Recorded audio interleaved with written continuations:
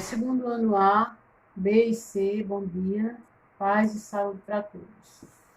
A nossa aula de hoje vai ser em relação à expansão territorial da América, ou, em outras palavras, a interiorização do Brasil. Ou seja, é uma aula rápida, né, um vídeo rápido, mas eu quero que vocês entendam, compreendam como foi que o Brasil, né, ele adquiriu essa forma, né, física, geográfica. Será que todo o tempo da nossa história o Brasil foi assim, geograficamente, fisicamente, ele foi assim ou não?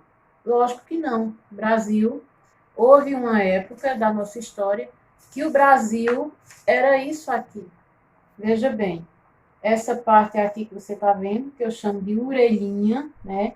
O Brasil era somente isso aqui.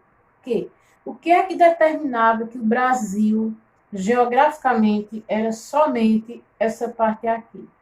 Chamado Tratado de Tordesilhas, que é essa linha que você está vendo aqui, que é chamado de Tratado de Tordesilhas. O que foi o Tratado de Tordesilhas? O Tratado de Tordesilhas foi o seguinte: no contexto das grandes navegações, que foi Portugal e Espanha que participou, né, desse movimento das grandes navegações. Então, Portugal e Espanha, mesmo antes de chegar ao continente americano, mesmo antes de descobrir a América, mesmo antes de chegar ao Brasil, eles dividiram as terras através desse documento chamado de Tratado de Tordesilhas. E o que era que o Tratado de Tordesilhas dizia? O Tratado de Tordesilhas dizia o seguinte: todas as terras encontradas, ou que vierem a ser encontradas, a 370 léguas das ilhas de Cabo Verde a leste, pertencerão a Portugal.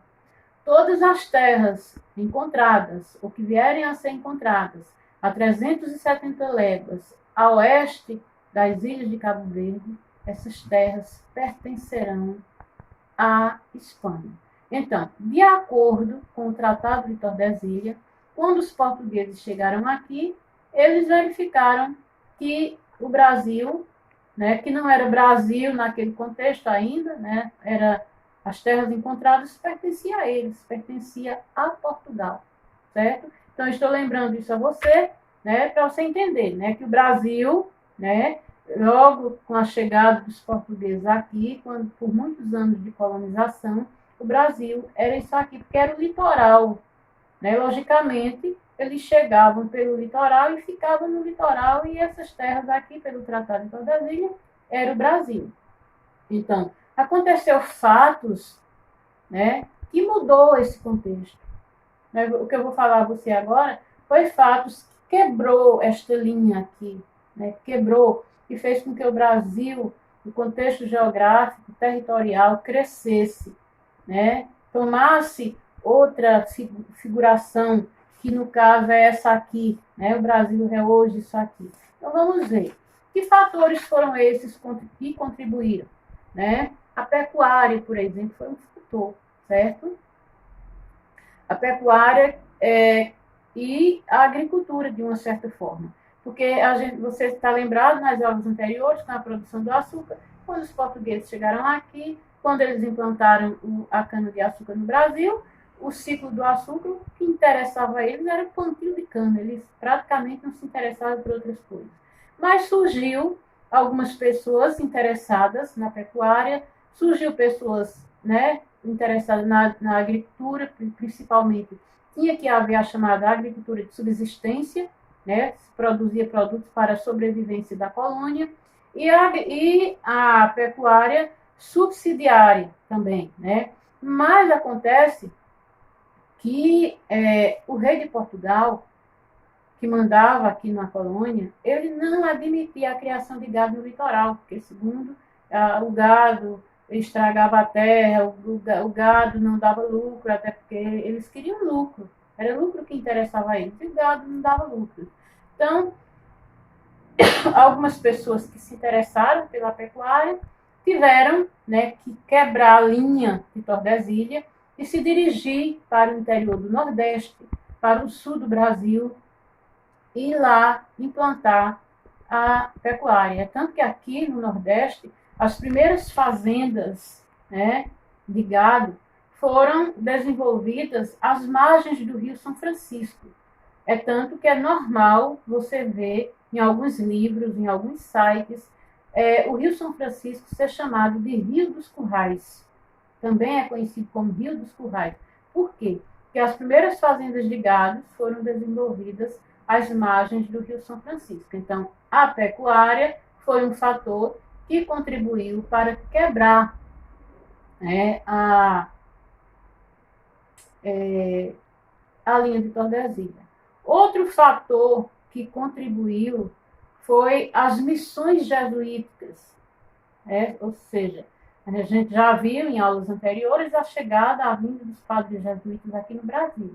Então, esses padres que vieram para cá, eles construíram missões, aldeias com os índios, e eles, para fugir da escravidão dos índios, eles procuraram se distanciar pelo interior do Brasil, procurar localidades para a fundação dessas aldeias, porque nessas aldeias eles iam trabalhar, praticar agricultura, a exploração das chamadas drogas do sertão, que era a exploração da castanha, a exploração do cacau, e por aí afora.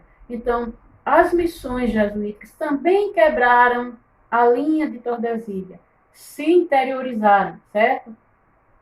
Mas um fator muito importante, foi o bandeirismo, as entradas e bandeiras, que eu vou explicar a você, espero que você compreenda agora, o que foi as entradas e bandeiras. Veja bem, quando os portugueses chegaram aqui no Brasil, eles já traziam o desejo e a intenção de encontrar ouro e pedras preciosas aqui. Então, mesmo inicialmente, como a gente viu aqui, eles não têm encontrado, eles exploraram para o Brasil, o ciclo do açúcar veio, mas a coroa portuguesa, continuou com a ideia, com a esperança de encontrar ouro no Brasil. Então, as entradas e bandeiras foram grupos de pessoas, as chamadas entradas, era nada mais nem nada menos do que grupos de homens que eram chamados de bandeirantes e que eram financiados pela coroa portuguesa para buscarem, procurarem minas de ouro. Então, eram as chamadas entradas. As bandeiras também eram grupos de homens que, né, quebraram a linha de Tordesilha e entraram no interiorzão do Brasil em busca de minas de ouro.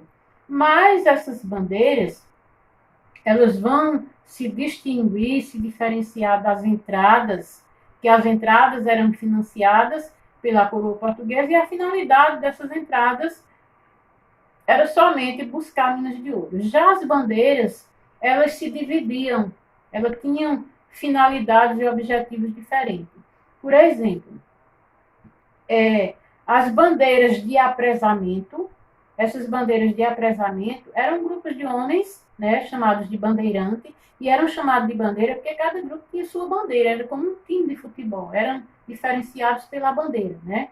Então, esses homens, essas bandeiras de apresamento, a finalidade era aprisionar índios, né, para que esses índios fossem vendidos nos engenhos como escravos. E esses índios eram vendidos por um preço mais barato do que os negros africanos. Então, eram as chamadas bandeiras de apresamento. Tinha outras bandeiras que eram chamadas de sertanismo de contrato.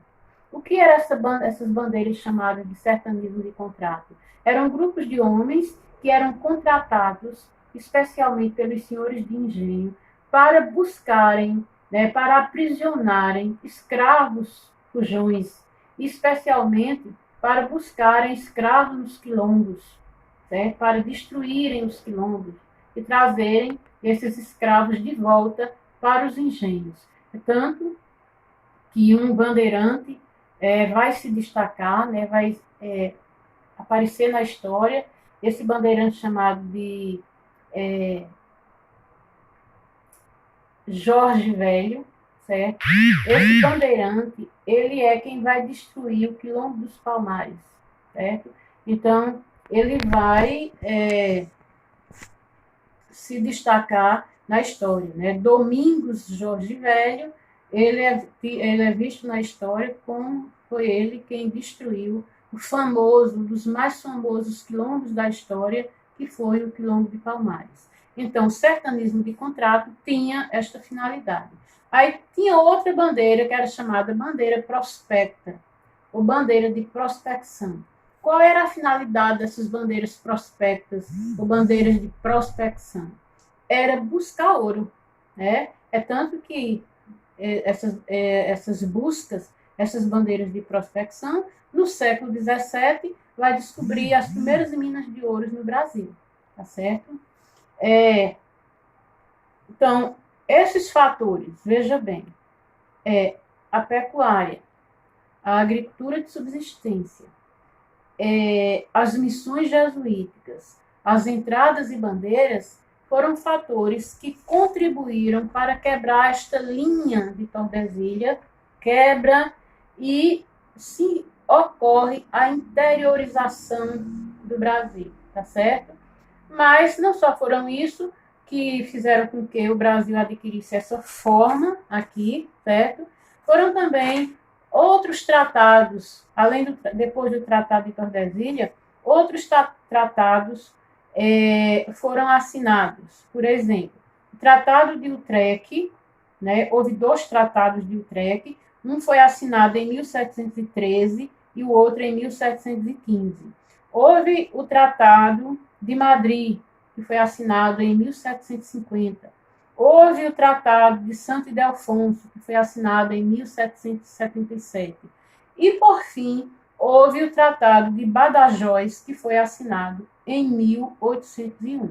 Então, esses tratados contribuíram, colaboraram para que o Brasil adquirisse essa forma geográfica. Ok, pessoal? Um abraço para todos.